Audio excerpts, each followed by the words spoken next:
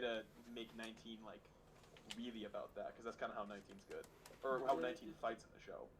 I just don't think either of those characters are honestly relevant enough or wanted in the game enough for them to honestly make it in. I mean, I don't either. Ultra Instinct wasn't wanted, and they still got in. There's enough people who'd be okay with Ultra Instinct. I think that's the thing too. Like, okay with UI. True. There were enough people who'd be like, yeah, Goku. Like, Goku's popular enough to where almost all the versions of Goku are in some way at this point. Sorry, I got my mouth full, and then we'll start the next segment. No, you're good. Right. I'm gonna move down to. Well, actually, hold on. I'll just move my mic up here so that way I can talk to you guys. I'm on my phone right now. There you go. You know, Dark Broly. I will be back in just a moment. Oh, no. Wait, what? Is this from Heroes? Yes, it is. Oh, that's horrible. So, Why don't they just make that a skin? you have to call. We'll have Barrett back shortly. He'll be back. So, my last topic for the day, which so far, for our first trial run of the mix-up, I think this has gone pretty well. Relatively. Wait, your show's called The Mix-Up? Yeah. I mean, there's a tournament called The Mix-Up. I know, I found out afterwards. Damn. Alright. But I figured they'd be different enough. Mine's consistent, theirs is once a year. Yeah, that's fair. That's fair. That, and in case they look for the mix-up and come here instead, Well, there you go. there you go. You got good branding. That's exactly. Branding. So, EVO Japan, top 8, EVO Japan top 8. and the implications for the Tekken World Tour. Well... Leroy off to a bad start. I'm just gonna say that now. Hey, you had to give them that work, man. Their egos got more than their feelings hurt. That's all you gotta say about that. When the Leroy mains drop out of top 8. On a serious note, I did see that they've announced that there is a balance patch coming mid-February that is specifically aimed at Leroy. Oh yeah. So they know. They know. There's another one coming? Uh-huh. Oh my god. Well, because the patch that just came out, they had planned before Leroy had his nightmare, because they went, you know what, maybe we overtuned him a little much. And then EVO Japan happens, and they went, okay, maybe we should do a little bit more maintenance. So Leroy is going to get brought down a bit more. I don't expect him to be terrible. I expect he'll probably still be good, just because it seems like his kit, Inherently. in general, is just a good kit. Yeah. But they'll bring him down a bit. They'll be like, all right, let's have him settle down. So, I wonder then, do you think the mid-February patch is going to only have Leroy as a thing that gets changed? I think it's the primary. I don't know It'll if be it'll be like the only 90% thing. of it. Because they still need to fix the... Zafina down forward 2, still not getting hit by certain mids. I will say I don't think Fakumla will be out in time. I don't think Fakumla will come out in February. I think No, he'll be, he's a like, spring. March. Fuck Well, I spring. mean, you could Alright. technically call February like late February, spring, or like something like that. I don't know. I think he'll come later. He's stretching it. Yeah, it's stretching it. It's stretching it for sure. I have to return. All right, Yeah, so we're talking about the man who came back from the east. So Huh? we're talking about Leroy. okay, here's the thing. I agree that Leroy is pretty strong. I think his nerfs have to come in increments because unlike all the other characters in the game, he's a brand new concept, and you kind of have to fine-tune where he fits in the meta right now. So, I think the thing is, sorry, I'm messing with bags. The thing is it's not the character's functions that need to be messed with. It was the frames. So It's the proficiency of the functions. not even just that. Like, so the functionality of the character is fine. Having a character that emphasizes parries has been done and is always a really fun concept, as well as Leroy's whole martial art is super cool. But the problem was the frames they decided to give him were not okay. Having an orbital that low crushes and to an extent mid crushes at only -3 when every other character in the game who has that move is usually only like -9, that's not okay because you can sidestep or just do it again. His damage is still absurd after nerfs. His tracking is incredible, and his mix-ups are so fast that it's hard to make a correct decision considering he has so many natural mid-launcher. And his counter hit situations are absolutely absurd. Like, you can have a character that has auto low parry and a parry. That's super cool, and that makes it hard for characters to make judgment. And that's a really good conditioning tool, and I love that. But you can't have a character that emphasizes defensive decisions that also mixes up extremely well and gets incredible damage off of it and kills you in 2 decisions. You can't have both. That's the big thing. So, I get that, and I think what I'm saying is, and I'm not contradicting you at all. I think I'm trying to add to it. One of the reasons that Leroy saw so much representation was because, like I said, he's new, which means there's no previous data, right? Like, you can't use, this is the way this character's been played since, like, Tekken 3. You can't use that prior matchup knowledge on him. So if you're going to a tournament with the intent of winning, do you pick a character that everyone is well versed in the matchup knowledge, or do you pick the one that everyone is still trying to figure out how the hell he works? I don't think that's... Well, there is still a lot of merit to what you're saying. That's not a problem. But I think there's less merit to specifically Leroy being in that situation because Leroy, when he came out, and he'd been out for like probably a month and a half before EVO Japan. EVO Japan was on January 24th, and he came out like December 15th, I think. So a little over a month. Yeah, like there's a lot of time to figure out what's going on with the characters, and we have to top level players understand characters far faster than either intermediate or beginner level players do. Even some professional players learn slowly, but the players that we saw, they knew what was going on with Leroy before anyone else. But there is merit to what you're saying. Like, okay, this character just came out. People are trying to figure out how they should play. That's great, but it also still adds merit to the fact that his frames don't follow Tekken. Yeah, you that's fair. Literally can just do stuff with Leroy. Like, his damage is absolutely insane that when you do get a launch, regardless of the reason, whether it be misunderstanding of the character or like a proper counter hit condition, you get so much damage that you're forced into a guess situation, and it is so easy to guess wrong. And with him not being very steppable, especially with some of his weird stuff on player 2 side, which I'll get into here in just a sec, it's really hard for me to say, yes, he's still finding his place in the game, when it's very clear that he does so much stuff so well that so many cast members have an issue with dealing with.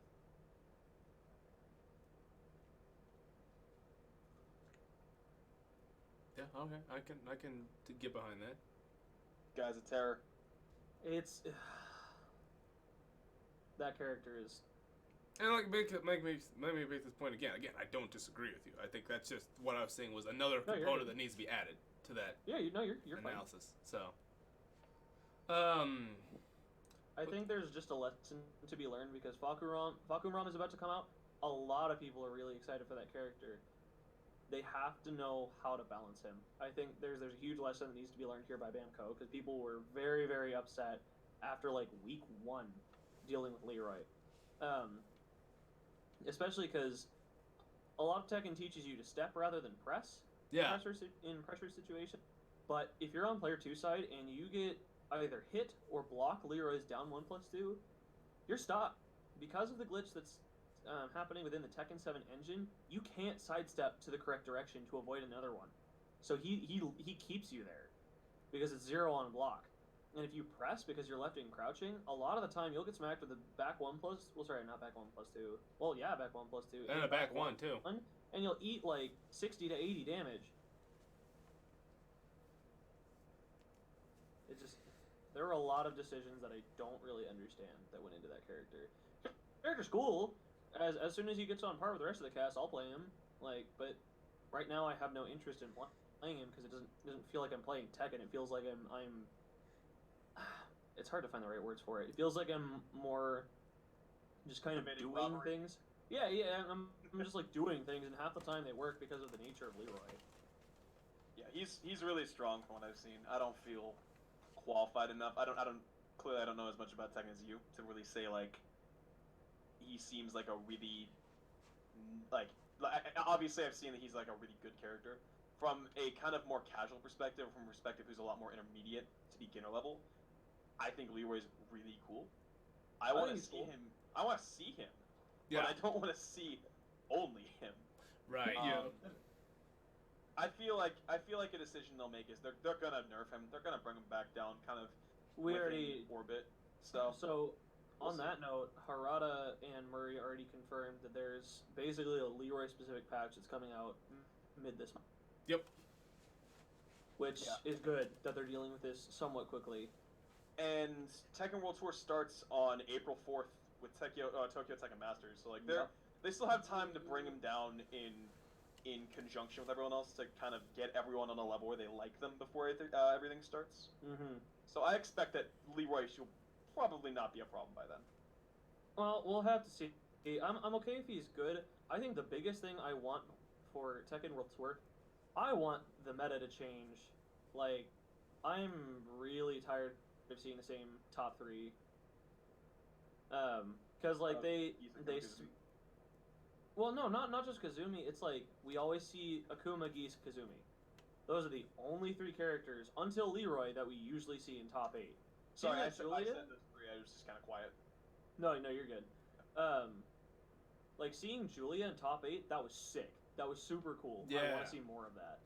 But in every top 8 at a lot of majors, it's just those three, and I don't even like. I wouldn't care if they were just good, but I think it's time we change something up because they took out Steve. They took away a lot of his good stuff, and he's still good, but not many people use him as like a top level, like pocket top tier character anymore, which I think is healthy. Like we barely see Shaheen, who's considered very good. We don't see Elisa, who I'd like to see more of in top level play. Clone Chanel.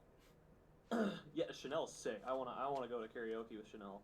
Even going off what you said, I'm looking at some results here. So this is before season 3, but if we look at like EVO, and then top 8 there, Geese, Kazumi, Geese, Steve, Paul, Kazuya, Devilgen, Jack, Kazumi, Dragunov, Steve, Jack, Dragunov, Steve, Kazumi. Yeah. Shaheen, Geese.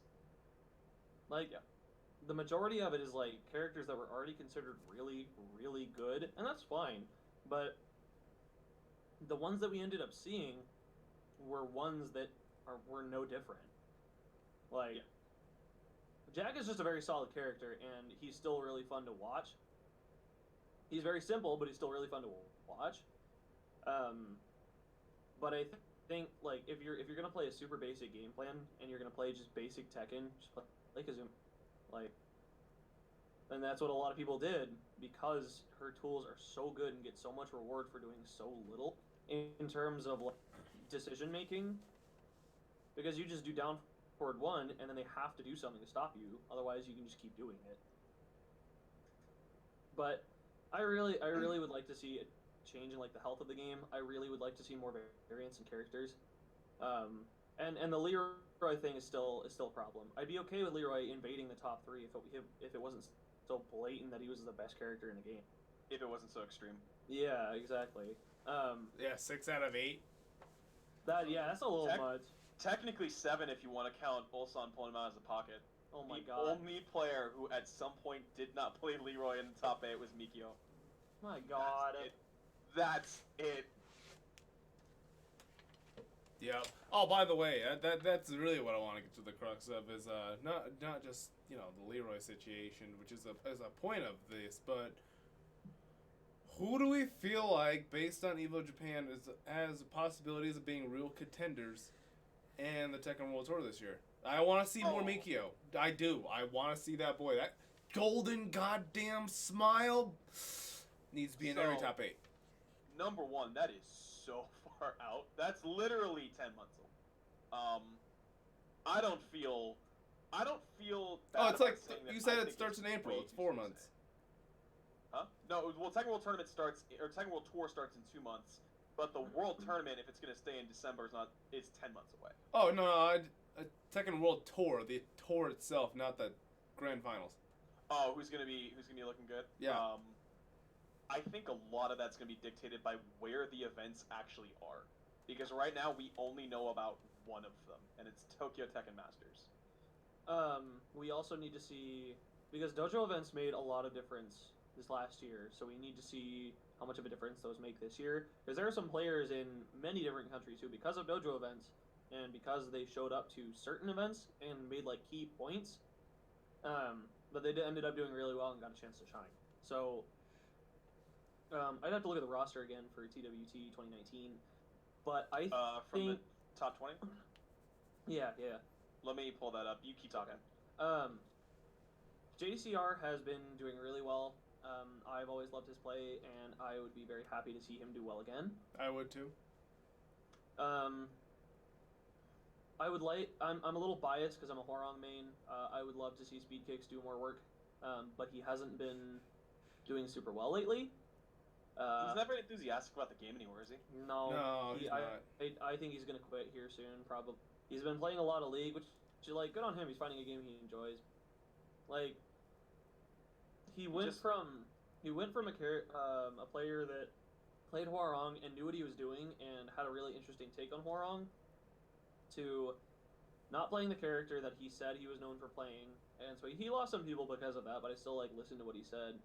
To like basically not caring about the game anymore. I don't see him ever wanting to play the game anymore. He's just kind of passive about it. And I understand like playing a certain game for a very, very, very long time and just getting kind of fed up with it because you're like, this is boring. He just became super passive aggressive about the game, at least from what I saw. Yeah. And so He is a sad boy who just wants to play Tag 2. yeah, well, Tag 2 is his first game, and it's not Tag 2 Yeah. at all. Tag 2's wild. I never want to touch Tag 2. I don't either. It's terrible. That game is so insane. ugh. That game's insane. Every like I'm seeing this resurgence and people saying, "Yo, Tag 2, let's bring back Tag 2." And I saw a clip that was just quote, "Let's bring back Tag 2." And it's just some capo bullshit of just, "Oh yeah, you just died. You got hit once and you're dead now." It's like, Yep. okay. It's just that game was so unhealthy. No, Tekken Tag is not a good spinoff. Really isn't. It's a bad time. It's a fun game. It's just, it's not, let's say, That's not esports.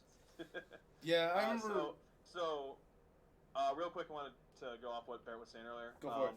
The 20 who made it were from bottom to top in terms of points. Bilal, Zhanding, Ulsan, Kanan Trench, Rangchu, Jimmy J. Tran, Abel Del Maestro, Chanel, Double, Nobi, Weiss Honey, Noroma, Arslan Ash, Super Kuma, Kokoma, Anakin, JDCR, Chikarin, Lohai, and Neat. Those were the 20 who made it. Wait, Kanan Trench, who is that? So there are a couple names in there. Like I said, there are a couple names in there that we hadn't seen before. And speaking of, I want to say I'm really proud of the Pakistani crowd for really showing out in events this year. Let's get Peru next year. Like their play has really shown through, and they have an interesting take on Tekken. I don't believe in the whole Pakistani is the best scene in the world debacle. I think that is super relative, and I think the argument is dumb because players are players, regardless of where they come from. Yeah. So, It's a different style of Tekken. yeah, exactly. Which I really want to see Arslan continue to play as solid as he has been. I will say this past World Tour, I was not super thrilled with Bilal. Based on that like 5-minute intermission he took or whatever, like that's not cool.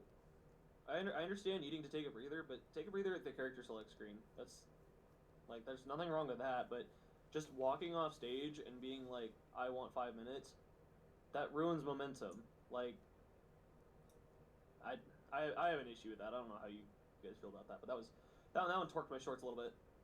I don't know. I think the 5-minute breather thing, I just, like, as that's becoming more of a problem, it seems, it's interesting to see the kind of reactions to it because Sonic Fox, I think they're a big example of they had the side switch thing in EVO 2018 with Goichi. Dragon Ball. Yeah. I think Combo Breaker has a rule where you only have a minute between matches to where you can actually do stuff. I like that a lot. I like that too. I think that seems like something that should become more of a standard across the world and across more tournaments. I don't know. I like how he plays. I like watching Bilal. From what I've seen of him, he's fun to watch. He plays Akuma and Brian. It's nothing completely new, but I always like seeing Brian show up. But I think that issue of you're taking too long between matches, I think that's something that needs to be ironed out by tournament staff rather than that's something that he can do. Because there was no rule explicitly against that. I don't think. Right. I mean, that's fine. I'm just saying that I'm unhappy with it, and I agree that it needs to be taken care of by tournament staff at some point this year. Like, that needs to be ironed out before a lot of TWT or big tournaments get started for any game. Like, you should never be able to just go, okay, I'm going to take 10 minutes and not play, and be like, what, it's not against the rules? I mean, no one's going to be a jerk like that and act like that, but... Yeah. And I wonder if that's going to be a factor in how they talk about things going into this next year. Or a factor in like the rules that they're making. Yeah. I think so. There's been a lot of that lately. Like, people getting coaching when they shouldn't, taking a bunch of breaks or having like a bunch of weird side switches. The thing is, at the core of it, I'm not an amazing player in some games, but you should not be able to just go, I want to side switch because I play better on one side, or I want a 5-minute break. You, as a professional player, and as a player of a game that you are on stage for, you need to have the execution to play on either side. You need to have patience and understanding and adaptability to go, yes, let's go into the next match and I'll fix it. Like, if you need a breather, that's fine. Go back to character select the character again, give yourself that load time to think. That's perfectly fine. There's nothing against that, and I think that's totally acceptable. But there comes a limit. As with everything, there's always a limit to something like that. Can't wait for the next generation of consoles where the load times are like 10 seconds or like 4 Oh, it's gonna be seconds. great, and you dude. don't have the time to think on the load screen. You just got Tekken 7 with 5-second loading? Let's go. Yeah, like PC then. Well, No. that brings up an interesting point, Barrett. Because what about and this is an outlier case, but this is a case that needs to be considered as this kind of stuff becomes more prevalent, like mental health, right? What if there are situations where you have a player who, is able to get this far and then like starts having like, they're having an anxiety attack and they really need that time to like just cool down for a second? That's okay, you can notify staff. If something like that happens, I'm not gonna act like you are at fault, ever. If something legitimately happens to where you physically should not or cannot play, that is perfectly acceptable, and that is not your fault, and you should take time to take care of it. That happens. And people will still be jerks about it, because people are people, and Right. humans are humans. But, in my mind, that is perfectly acceptable. Like, you can't control that. Unless we find out you're faking it later, like, there's no real way to be like, you had an anxiety attack, therefore you lose. That's ridiculous, and that should never happen. In fact, I think that has probably happened at some point. That happened with Plup at EVO 2018 in Melee. Plup had an anxiety attack. Like, Plup was really not looking good. Yeah. I think he took 4th in the end at that tournament, but just on the look on his face, you can tell he's not all there. And I think he clarified it later in a Twitter post about what was going on. But like, then that's I'm not saying you're against that. I'm saying how do you start taking that into account at tournaments? I think you should have dedicated staff standing by, like they do for football games. Have staff standing by to take care of them if something goes wrong. Like, I don't think there's anything wrong with that. I feel like that is going to be a matter of just more time and more money and just getting bigger. before that becomes more standardized, or before that becomes more of a consistent thing. I think part of that is going to be on the actual teams sponsoring these players. Part of Hungrybox's success that he accounts hugely for Melee is his personal coach, is his mental coach. Just having a sports psychologist with him gave him like so much more confidence and belief in his ability, and the guy won EVO because of it. He largely attributes his EVO victory to his personal sports psychologist, and that was something that Liquid hooked him up with. So whether that is something that the teams are going to be paying for and putting towards in the future, I want to say it's going to be more of a team issue than a tournament issue, because a problem I could see with that is like if you are tournament staff, first of all, it's rough paying your tournament staff as it is if you're a TO, and then second of all, is you've got so many factors going on and so many people who may need that assistance or who may come and try to like take that help, that it's going to be hard budgeting who needs the most help in this moment or who seems like they need the most help in this moment. I think it's a wonderful idea and a wonderful goal that like we should strive towards, to have sort of that supportive staff on site. But I think that's going to be more of a team and individual thing than it will be a tournament thing. I partially agree. The thing is there need to be staff that are at least capable of handling some form of it. Having staff that are unprepared for situations like that is asking for something to happen. And I understand it costs time and money. That's good. Sorry. That's going to be something that will get ironed out over time. But players, if they know this condition is something that might affect them, should have some form of responsibility in some manner to take care of it. It is both on the player and the tournament to accommodate their issue. And that's something that is in several different spots. So like for instance, in Drum Corps, when a lot of our members with heat exhaustion, it's both on the staff to help them get better and on the student to do the things they need to do to get themselves better and back out on the field. I think it's the exact same thing here. Whether it's esports, whether it's marching, whether it's football, whether it's soccer, you need to understand as staff members that there are things you can do, but you need to have some form of like, you need to be strict in they need to be prepped. They need to have the things that they need should something happen. And I think there needs to be a meeting point there that has to happen probably within the next few years to really iron out something like this.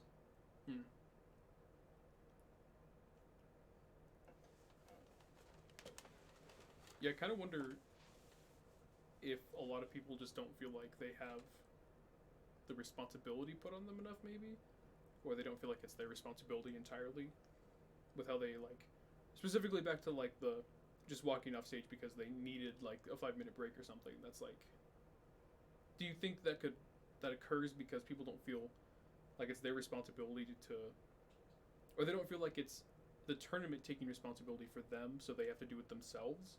Or do you think they're just kind of like, I'm doing it anyway because I can? I feel like there's a little bit of half and half. I understand that with every issue, there are people who are genuinely suffering from said issue, and then there are people who are taking advantage of it. Like for instance, let's take Leroy thing. There are people who are genuinely angry about how the character's balanced at the top level because of how he works. And then there are characters who can't deal with him because they haven't put in the time, and therefore they attribute to him being broken as a substitute. Right. It's the exact same thing. There are people who are genuinely suffering from these issues, and Bilal may have needed to take time away and just be like, I can't deal with this right now, something's going on, I need time. That may have happened. I don't know what happened, I don't know why he did it. All I know is there was no explanation given, and so I was like, what is this? You have, and that's where that part of the responsibility comes in. It's okay if something happens, and if the tournament staff blames you for it, I will be on your side 110%. I will be like, no, they have something, they told you what was going on, you need to support them or understand what's going on. That is your responsibility as not just a TO or a staff member, that is your responsibility as a community member. You need to be willing to accept that things happen, and they will not always be in your control. But I feel it's still important for players to let staff know. Like I said, there needs to be a meeting point there, so that way players can communicate to staff and have faith that staff will be like, all right, we understand, we'll do our best. Like, it doesn't even have to be like the situation is completely resolved. There may be situations where it's resolved, but it's important that the attempt is made so that way both players and staff are not just left in the dark, because that's when issues start to arise.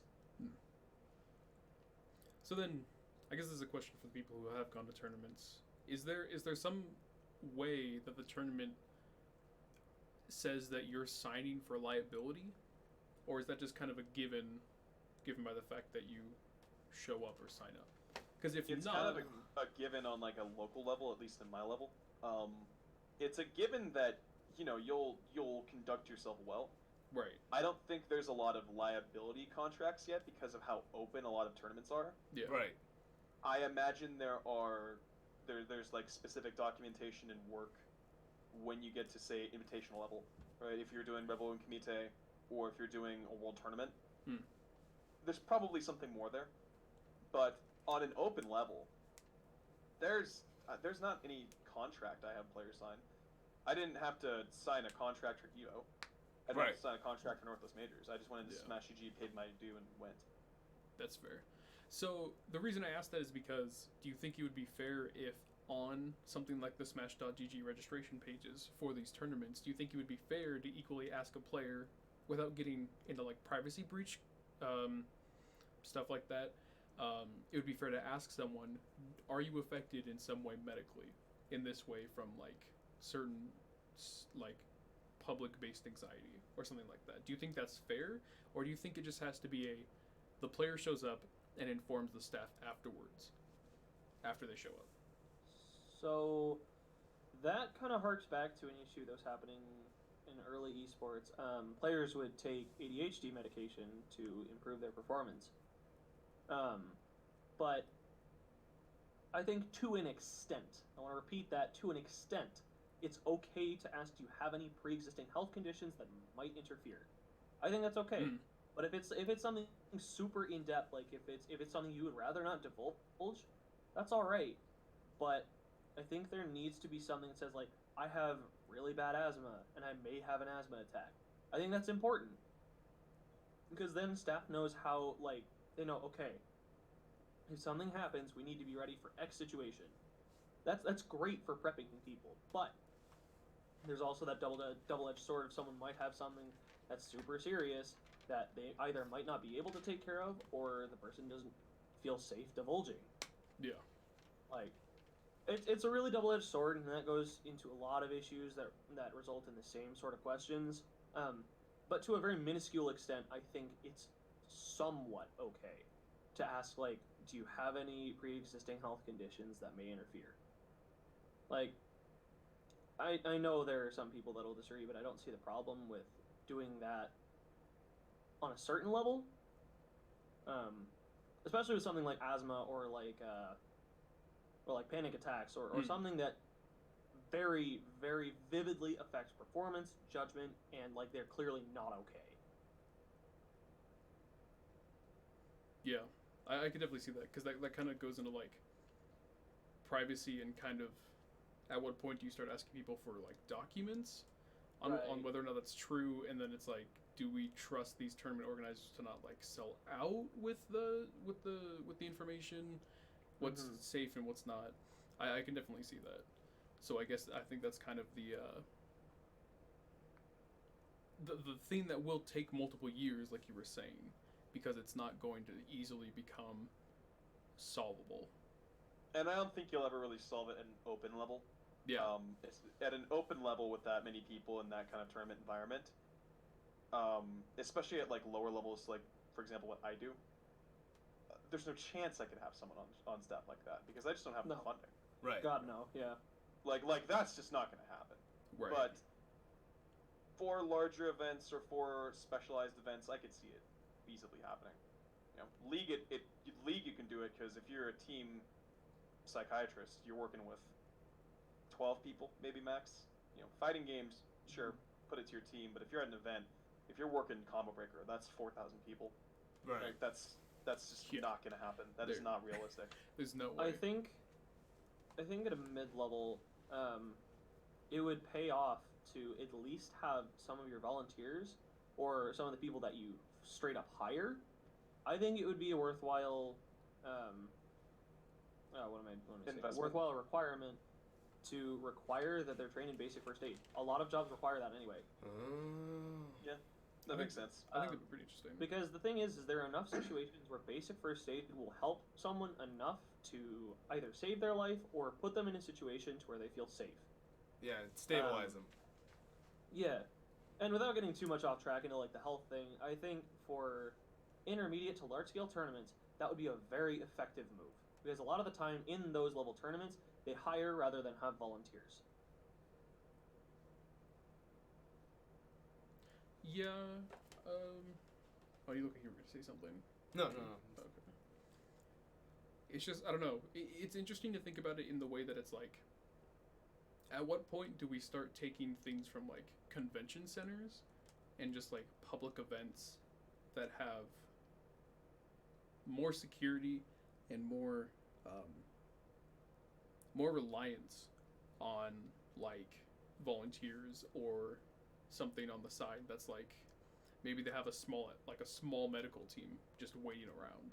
Like when do fighting tournaments start taking on that stuff without going into like, well, now this is an extra like $20,000 we have to put towards more financing, and would it be cheaper to just give part of that double-edged sword? Yeah, that's a huge problem. That's a lot of money. Right. And well, it's also like, would it be more beneficial like on the open level for people like us who run it on like college campuses? We have that stuff available to us in the terms of students, but we don't have the guarantee from them because they might not have the time. Right. And we can't always promise people to be like, hey, we could pay you if you did this, because we don't know if we can. And we really can't, because the money that goes into the open side of this goes back into running the next tournament. Yep. That's what's scary. Mm-hmm. And we'll see. Yeah. But I think one thing... Go ahead. I was going to say, I think that in terms of kind of bringing it back to the Tekken World Tour again, I think that performance, that sort of mental thing, I feel like part of that might just be traveling so far away from home. I feel like part of that may have just been that Bilal was, I think that was his first time outside of Pakistan. I can see it. I agree. And, you know, the story of Arslan Ash going all the way and being, you know, starving and no money and all that and winning EVO Japan, that's incredible. But that's not going to be everyone. In fact, that's not going to be most people. Yep. As far as being able to keep that mental cool. So, I feel like that may have been part of it. I can't say for sure. I don't know the guy. I didn't really see any explanation behind it. But that's what kind of makes sense to me. On a side note, I don't know why or how he found me out, but... Well, sorry, how he found me. But Bilal sent me a friend request on Facebook. Didn't you also get one from a white guy? Yeah. Yeah, so maybe the Pakistanis are just aware of a lot of really, like, a lot of the world, and they're like, alright, let's get it. I looked at my Facebook, and I think it was probably through Seattle Tech, because I'm really active on there. But I looked at my Facebook, and it was like, you have 3 friend requests. One was from someone from college, but then I looked, and I was like, is this a bot account? And I looked, and sure enough, it was linked to like their actual Instagram and their Twitter. I was like, is this actually them? What? Oh my god. I was like, what? Yeah, they're probably just networking. Yeah. What was I gonna say? I had something I wanted to bring up. Crap. I feel like this would make for a really good like topic for another talk, honestly. Just how far we've spiraled into it. I remember what I was gonna say. So, I think the bottom line is, with all of this stuff, and with how TWT works, and with how larger or smaller tournaments work in general, we cannot deny that fighting game esports is growing to a point where there's no ignoring it. Like it is very relevant now. League is still better as a full on esport, but slowly fighting games are starting to overtake some games like Rocket League or even some Dota circles. Nah, Rocket League. Rocket League is still a miles away. Look at the numbers from last year, dude. Like we're getting there. I'm not saying it's definitively overtaking it. I'm saying we're getting close. What are the Or numbers if we're from talking last year? Trust me, I've seen enough. I've watched Collegiate Rocket League fairly frequently. Viewership isn't everything that matters. Attendance and the amount of events is what matters. What's the numbers? Where can I find those? Yeah, exactly. Yeah. But regardless of the actual numbers themselves, fighting games is growing to a point where, again, sorry, friggin' bleh. Fighting games are growing to a point in esports where it is extremely hard to ignore. Like, look at the League Fighter. If esports wasn't a thing and fighting game esports didn't exist, or they weren't growing or showing progress, I don't think we would ever get that game. Yeah, I don't think Riot would invest the money to make fighting games. You're right. No, not at all. And the fact that Riot, such a big company that's in charge of like one of, if not the biggest esport on the planet, It definitely investing is. in fighting games, it is super important. And it like I don't think it's as life and death as people try to make it out to be. If the game is bad, the game is bad. Like, period. Right. I don't care, and it won't make or break the FGC. It'll just be a bad game or a game that didn't succeed. Yeah. I don't think people are. I think the people are simultaneously enough credit to the game, and simultaneously giving too much credit to the game. Riot doesn't already own fighting game esports. They don't own EVO. If the game doesn't do well, it's not going to mean the FGC dies. Okay, I do want to say, actually, they technically kinda do, because the Cannon Mr. Brothers own EVO, and the Cannon Brothers are the guys making the game. That doesn't count. That doesn't count. They can't. They Technically, can't just they go. kinda do. They I know, I can't know. just go. We're gonna shut down EVO because you guys didn't buy our league fighting game. No, If they do no, that, I'm I'm pretty sure messing they'd get with you. fired. Funds I'm messing Evo. with you. Yep. But I do think it's funny how they do kind of literally own EVO. But that is interesting. I actually didn't know that. But regardless, I know Tom it can. won't kill fighting games if League doesn't do well as a fighting game. Right. But back to what I was saying, the more this scene grows and the larger it gets, which is exponentially at this point, like almost every year it's growing exponentially, the more you have to stipulate on. The more you have to take into consideration, these issues are becoming more and more prevalent. If you had one case of someone if you had one case of someone pausing in a match and screaming at the TOs, which is very rare even now, regardless of how big we've gotten. Yeah.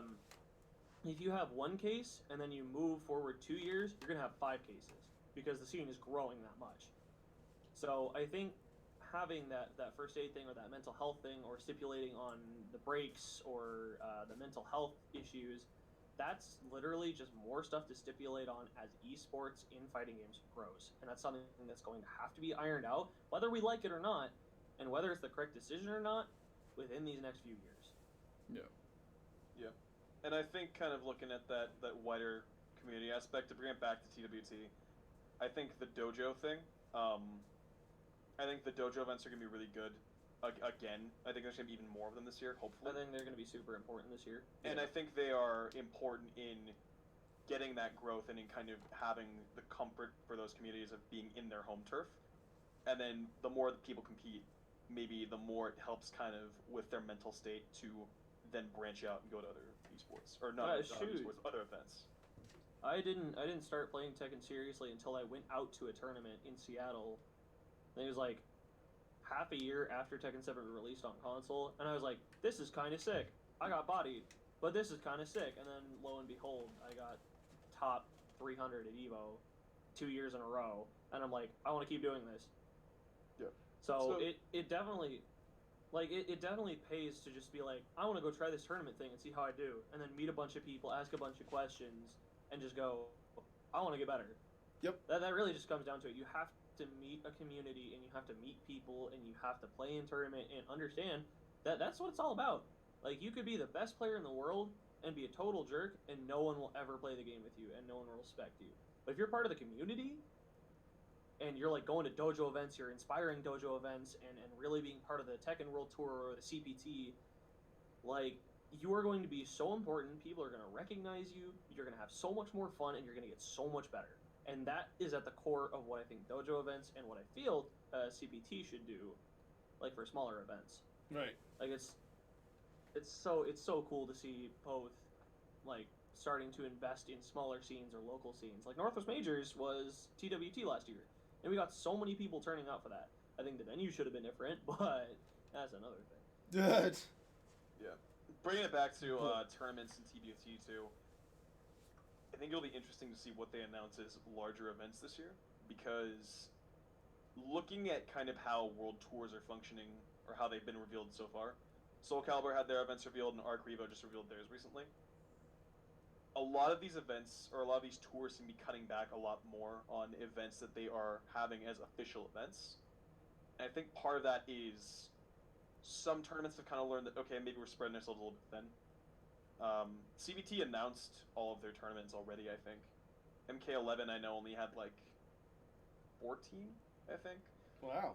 So I'm interested to see how I Tekken feel World bad Tour handles for. it. Sorry, I was gonna say I feel bad for MK. A lot of people were excited for that game, but that game seems to be dying off.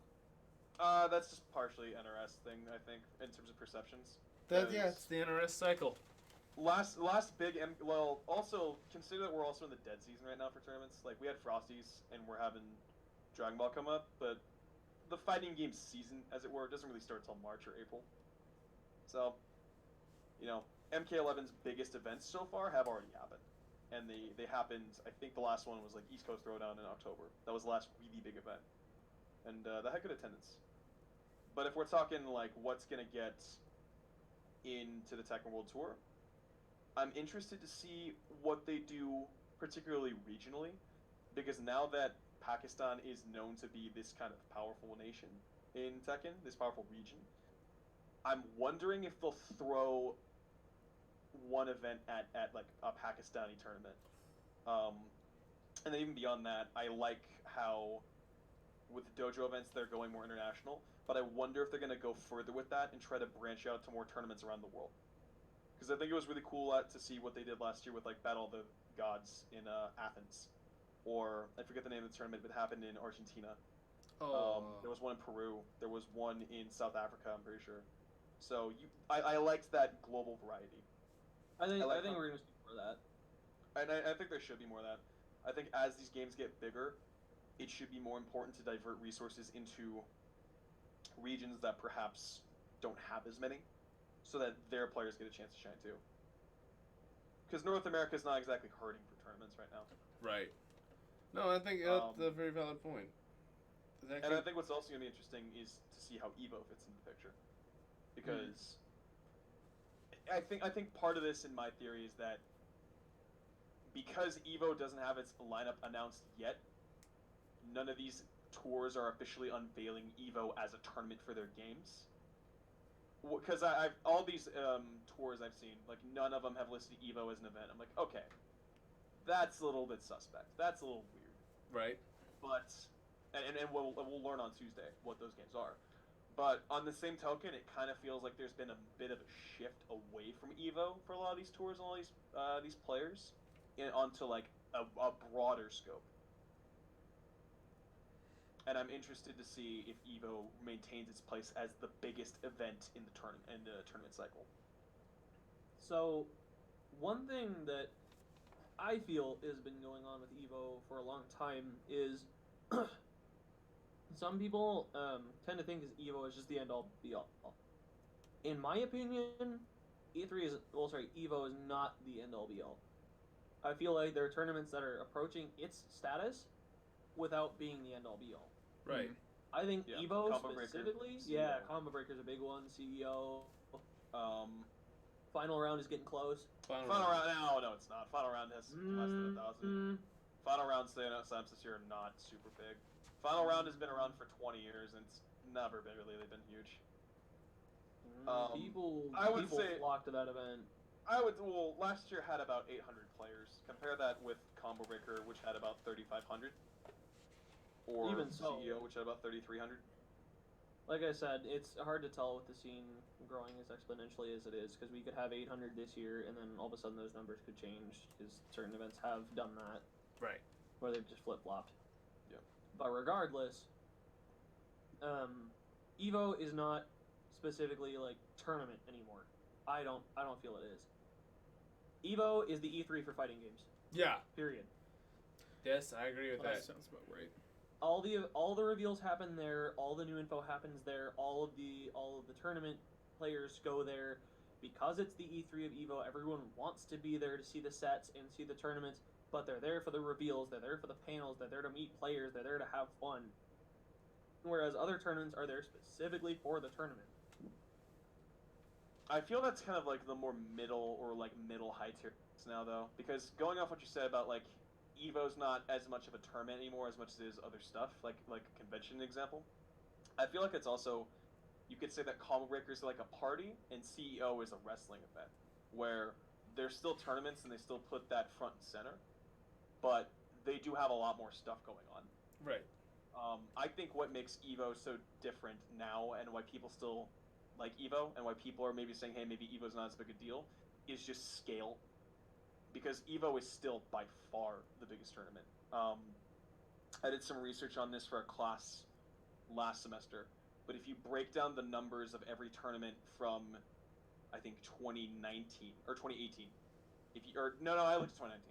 If you break down the numbers of total attendees, EVO has 3 times the numbers of the next biggest tournament in America, which is Combo Breaker.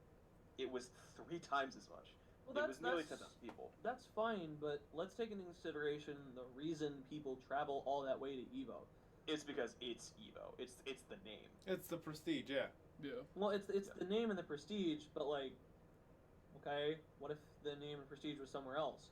How do they get that name and prestige? Well, it wasn't just because of, oh, it's a big tournament. It was because it got big enough in the first place where people were like, companies were like, we're gonna invest. We want to reveal stuff at your event because everyone goes to it. And as a result, it started spiraling over and over and over and over again. And now people go for both the tournament and the results. There are so many people that go to EVO that don't even like compete. They're just there for the event, like to go walk around the convention and look at reveals. Yeah. There's a lot of people who are just going to EVO for the sake of like, oh yeah, it's EVO, and EVO's, if I'm going to one tournament, Yeah, and that's why I say I feel it's more an E3 for fighting games than it is like an actual tournament, because yeah, it's super fun to compete in a tournament, and there's a certain EVO magic that happens to players when they compete at EVO. Like it happened to me twice. Like everyone gets their own EVO moment. It's like being in Disney World. You get your own Disney moment. Like everyone gets their one EVO moment, but like for instance, when Negan was announced, I was in the stadium. Everyone went nuts, and you don't get that at a lot of other tournaments. You don't get that the so scale. bizarre. Well, everyone heard the whistle, and people lost it. I remember because I was sitting right next to you. Some people lost You it. were. I remember I stood up and went, "What?" And then went, "What? Wait, what?" and like I Yeah. stopped, like, "What? Huh?" And then let's not forget the cruel joke they played on us last year. Snake. Yep. Yep. Yeah.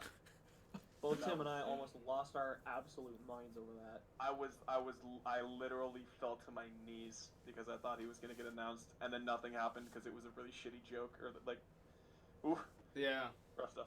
The voice actor got really pissed at Evo and was like, "Don't ever do that again." Yeah, I think Konami did too, yeah. Konami. Yeah. David Hayter Like, and hey, Konami.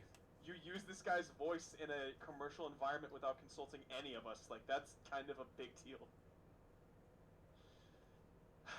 But yeah, Even so, like, my point being, there's so much hype that happens at EVO because of the reveals and because of the nature of the tournament that I feel a lot of other tournaments don't get. Yes, there are reveals at like Combo Breaker, but everyone goes, we're going to EVO because it's the biggest of, but like by far, like you said, and there are tons of reveals. There's tons of convention space, like, and it's so fun to be there as opposed to be there for tournament.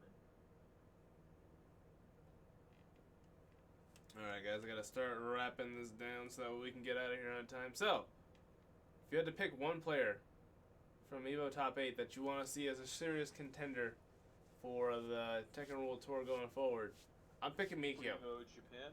Yep. Book. Yo, I want Book to- finally I want winning Book to one? get out more, and I want Book Was to Knee- get more success. Was Knee in top 8? No. No. That makes me sad. Knee Uh, and because- Arslan got knocked out before Top 8. That sucks. He Because was. I feel Knee has always been the bridesmaid, never the bride. Same with Hungry Box. He's always been like either second or third for so long after working so hard. And I feel he's one of the best players in the world. Period. Didn't Knee like dominate most of the tournament season last year though, and just didn't win the world tournament? Right. Yeah, it was the same thing with Evo. He did really, really well, and then like I think his character choice came back to bite him because he played characters that like wanted you to press buttons, and Arslan just didn't.